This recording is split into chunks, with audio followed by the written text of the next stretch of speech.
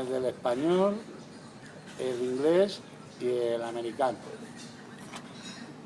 Llegan los tres con una porfía que tenían allí los tres. Dice, mira, dice, en Estados Unidos ponemos toda la aviación en el cielo y no se ve ni gota de cielo.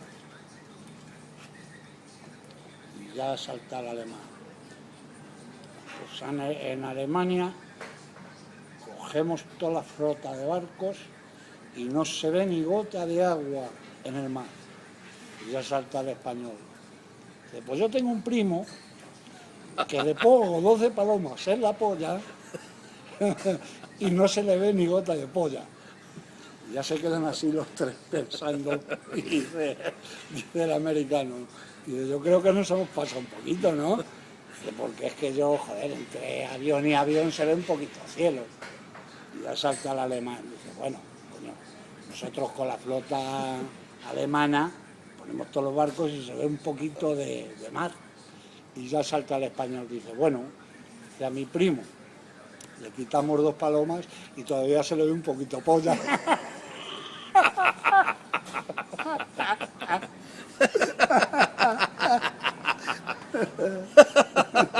Ay.